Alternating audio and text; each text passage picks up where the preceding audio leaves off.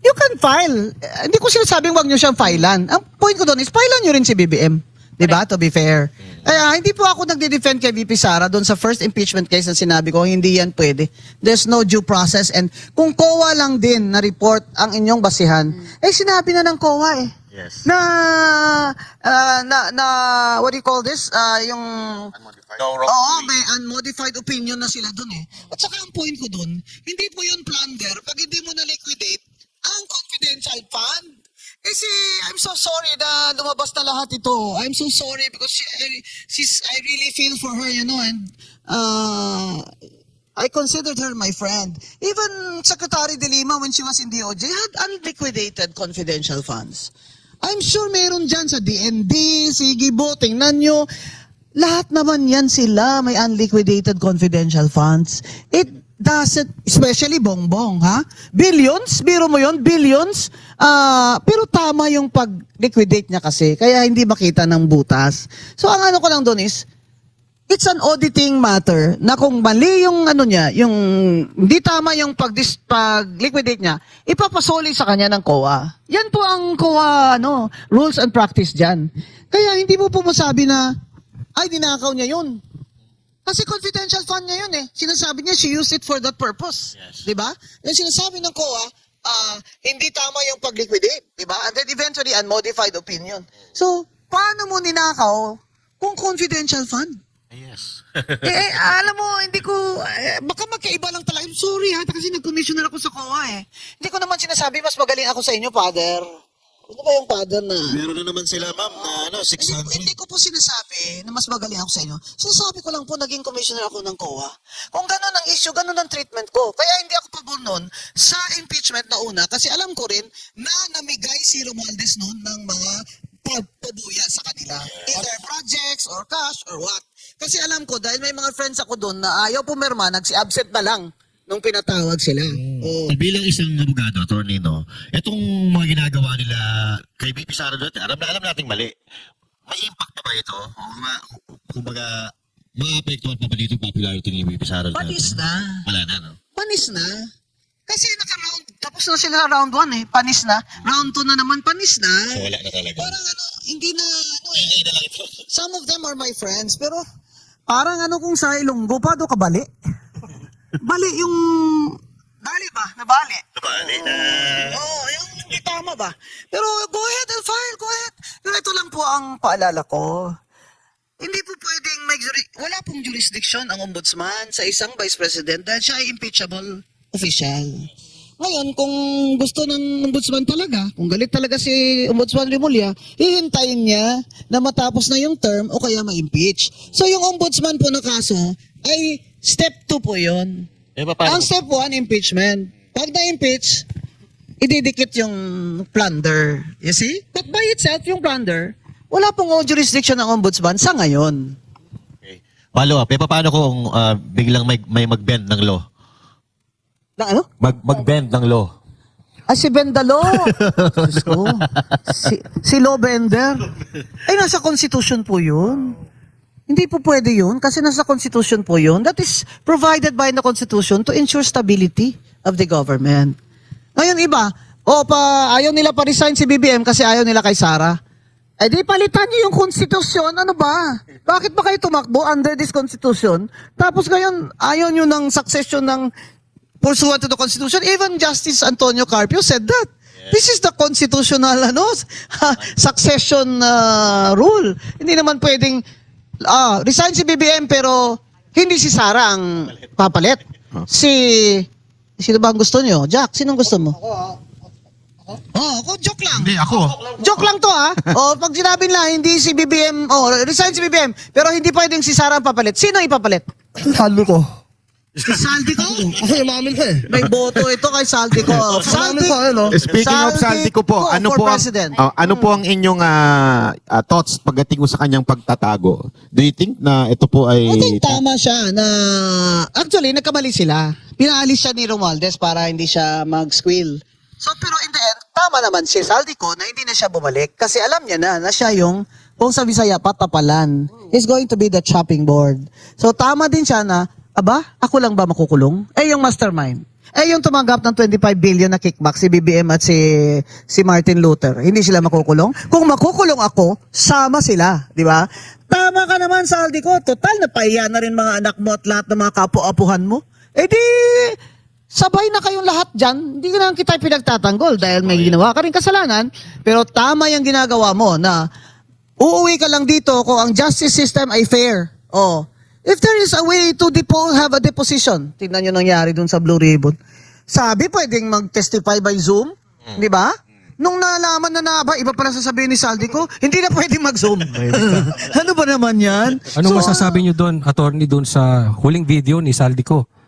Dinamay, kasabwat, itong di umanong First Lady, Oo. pati kapatid, di bayaw, ni Bongbong Marcos. Yung mga smuggling. Di ba sinabi ko na bakit hindi ginagalaw ni BBM ang Bureau of Customs? Ha? Di ba ang State Department report? Oh, pangataga Malacanang, sagutin niyo ako. Ang US State Department report, di ba kasali dyan? Ang comment ng State Department ng Bureau of Customs ay napakakurap din, kagaya ng DPWH. Sagutin niyo po ako kung mali ako.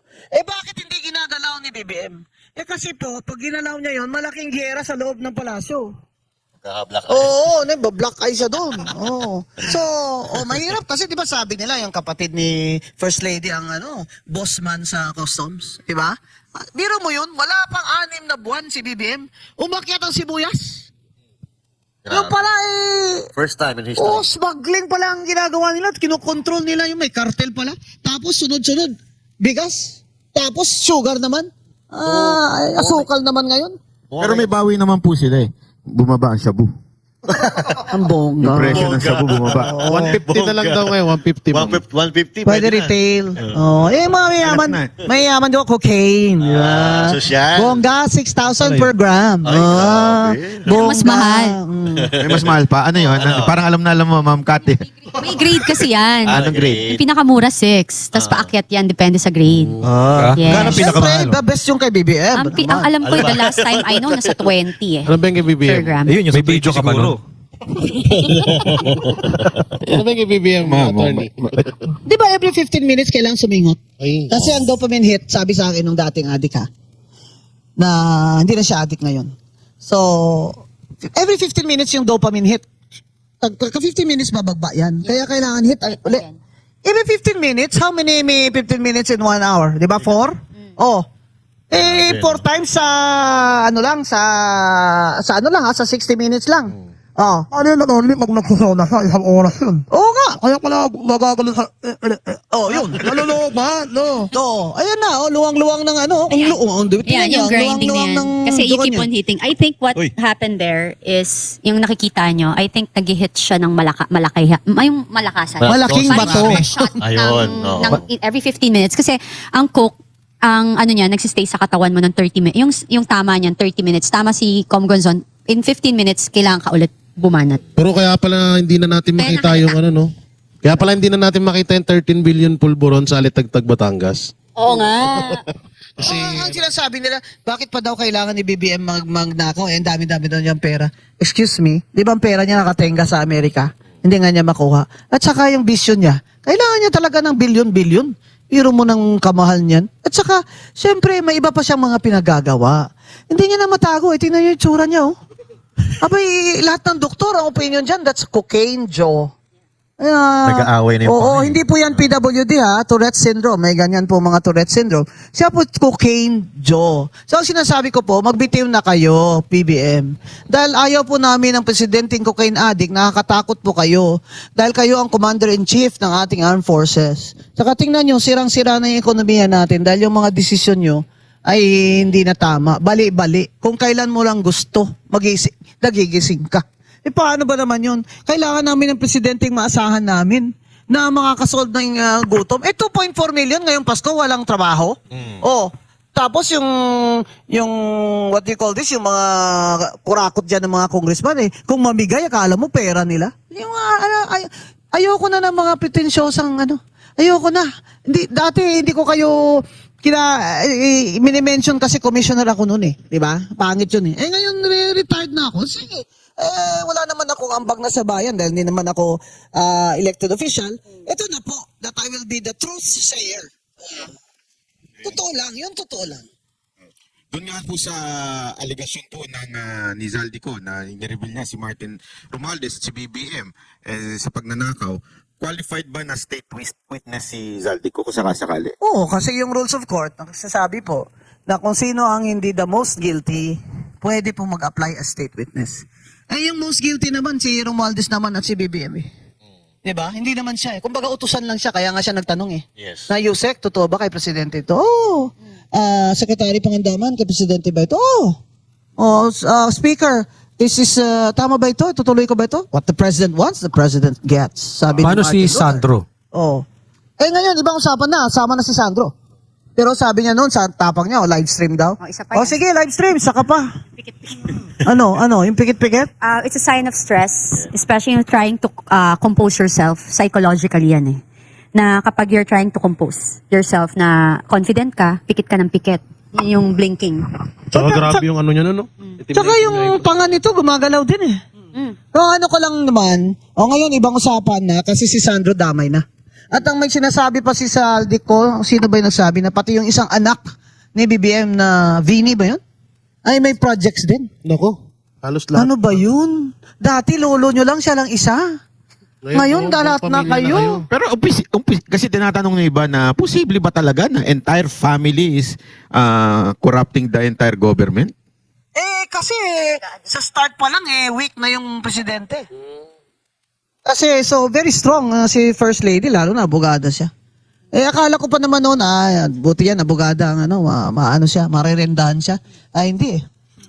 Parang lumala eh. So, because he's been weak from the start. Yan yung mga rally noon sa kay Lenny, sinabi ko. Grabe no, galing ako Cebu. Tawag na naman yung isang congressman sa akin na, Gom, punta ka dito kasi si Lenny nandito magrarally. Lahat kami dito lalaki, nakakailang. Uy, may ticket na ako punta Manila. Sige lang. Punta na naman ako doon. Apat-apat yung kasama ko. Punta na naman ako sa Tagum. Kung saan si Lenny, kung kailangan niya ako, nandun ako dahil kaibigan ko yan ang asawa niya. Sabay kami na-elect niya 1988. 3 days after siya nagsekretary ng DLG, nandun ako sa opisina niya. Hindi pa ayos sa opisina niya, nandun na ako. Tapos sa Harvard, nag-recommend ako sa kanya doon sa John F. Kennedy School of Government. Friend ko talaga pag may problema siya, legal, yung pinapadeport siya, di ba? Tawag siya sa akin. Kahit si VP Lenny. Dahil may kaso yan noon na hindi niya namahawakan dahil, di ba binangga yan sila? Nag-whiplash yan siya eh. Binangga sila from the back nung isang truck. So hindi na siya makapractice. So ako yung ni-request niya na I took over the case. Mga kaibigan ko talaga silang personal. Kaya talagang magkamatayan na kami ni BBM, talagang umakyat ako sa stage at sinabi kong si BBM bangag.